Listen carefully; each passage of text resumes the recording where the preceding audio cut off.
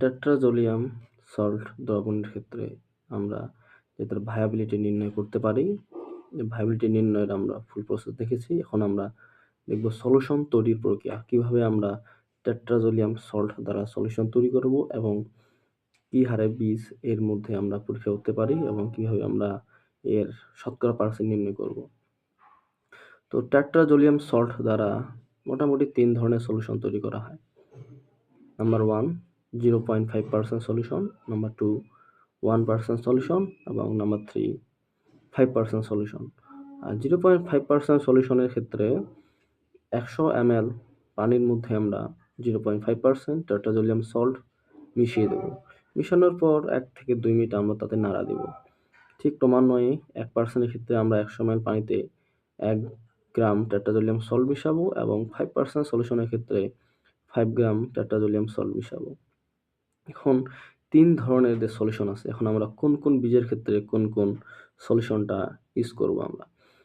0.5% সলিউশনের ক্ষেত্রে আমরা মোটামুটি ছোট আকারের যে বীজগুলো থাকে, যেমন সরিষা, ধান, গম, খেসারি কালাই, মুগ ডাল, এই ধরনের বীজগুলো আমরা এর দ্বারা করতে পারি। আর যেগুলো মাঝারি সাইজের বীজ, যেমন ভুট্টা, গম, এই টাইপের আর কি, সেগুলো আমরা 1% দিয়ে করব। আর যেসব বীজের কাভারিংটা অনেক হার্ড হয়, শক্ত হয়, যেমন সয়াবিন, সূর্যমুখী, এসবের ক্ষেত্রে আমরা 5% সলিউশন দিয়ে করার চেষ্টা করব।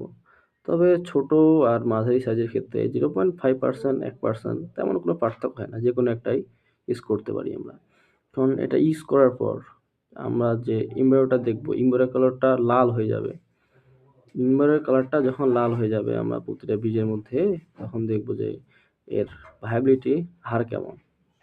এখন আমরা যদি একটা সলিউশনের মধ্যে 100 ml পানির মধ্যে যে সলিউশনটা তৈরি করলাম, সেটা থেকে তো আমরা আর পুরো বীজ দিতে পারবো না। এখন তার শতকরা কিভাবে বের করব আমরা? এখন তার শতকরা বের করার ক্ষেত্রে আমাদের যতগুলো আমরা বীজ দিয়েছি এবং তার শতকরা বের করব।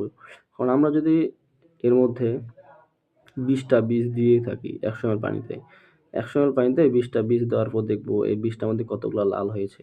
অর্থাৎ যদি এর মধ্যে 16টা বা 18টা হয়, যদি 18টা হয় সেক্ষেত্রে 18/20 × 100, অর্থাৎ এর ভায়াবিলিটি শতকরা 90%, অর্থাৎ এই বীজটি ভালো।